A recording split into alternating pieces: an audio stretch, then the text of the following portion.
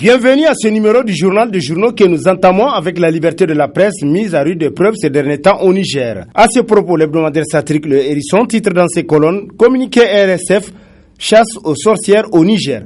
Le journal nous apprend que Reporters sans frontières RSF demande la libération immédiate de Soumana Idrissa Maïga, Ali Soumana et Moussa Dodo.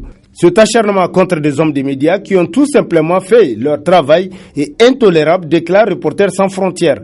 Les documents sont en outre de notoriété publique puisqu'ils ont été produits dans le cadre de l'enquête en cours selon l'hebdomadaire qui poursuit. Les autorités nigériennes se discréditent en s'acharnant de la sorte contre des hommes des médias en violant de surcroît la loi sur la presse de leur pays, constate Le Hérisson. Arrestation des journalistes de la presse privée, contournement de la loi sur la presse.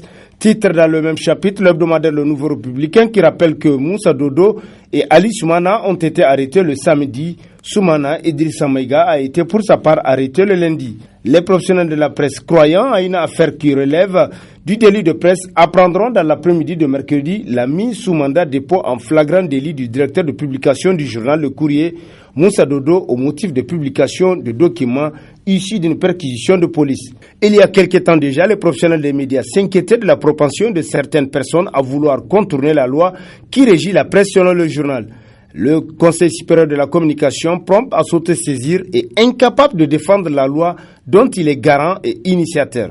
C'est regrettable, conclut le Nouveau Républicain. En politique à vue de la nation, le commandant Issoufou plonge le Boeing Niger, titre à sa une l'hebdomadaire Le Monde d'aujourd'hui, qui rappelle, on sait que lors de ce message à la nation du 17 décembre 2015, le président de la République Issoufou Mahamadou, parlant d'une tentative de putsch contre son régime, avait affirmé qu'il sommait les responsables incriminés de l'armée d'envoyer les moyens aériens à Difa pour affronter Boko Haram, mais que ces derniers refusaient d'obéir.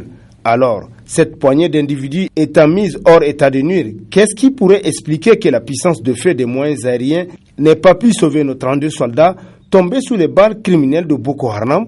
Y a-t-il encore une poignée d'individus qui refusent d'obtempérer à l'ordre présidentiel de mettre l'armement aérien à la disposition des combattants de Difa? En tout cas, aucune information n'a fait cas d'utilisation d'avions ou d'hélicoptères de combat dans la réplique.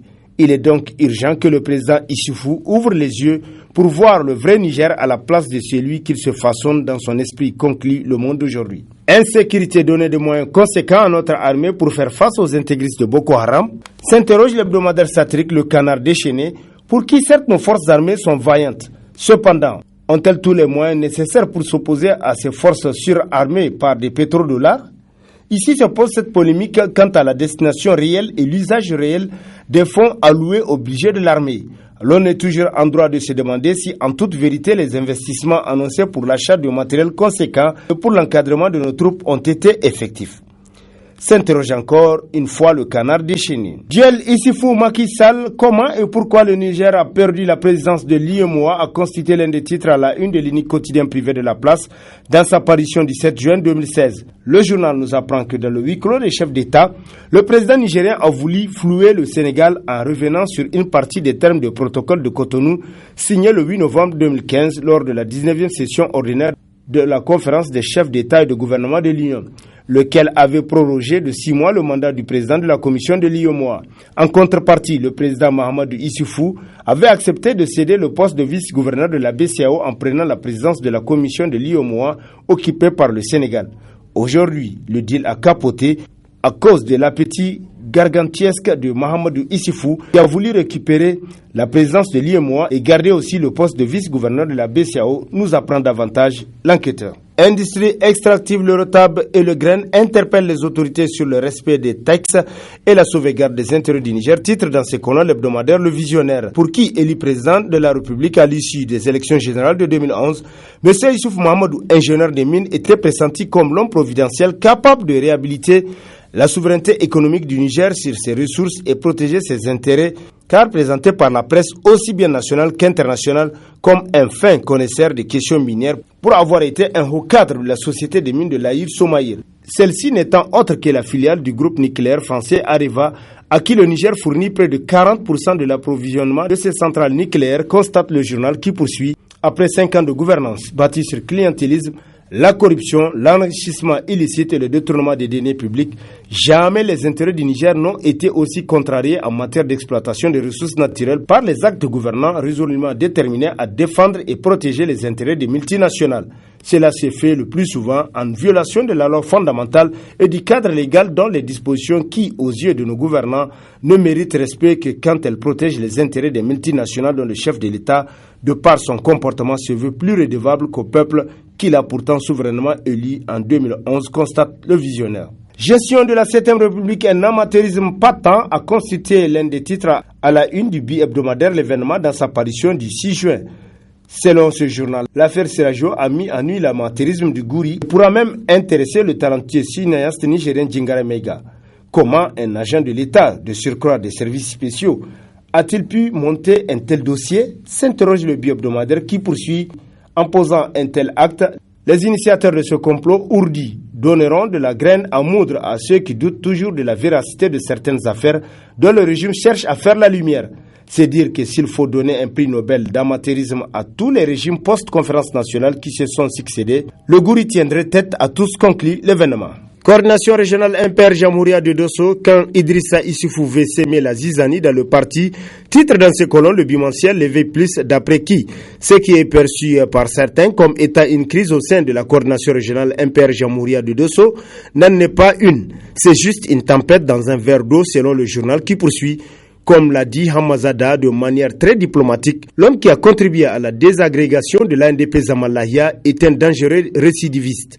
Ce qu'il a fait ailleurs, il veut le faire dans ce parti qu'il vient de rejoindre par simple opportunisme. Il fait partie de cette race de politiciens qui pensent que la politique n'est qu'un raccourci pour se réaliser les desseins du peuple. C'est tout simplement dommage, conclut L'éveil plus.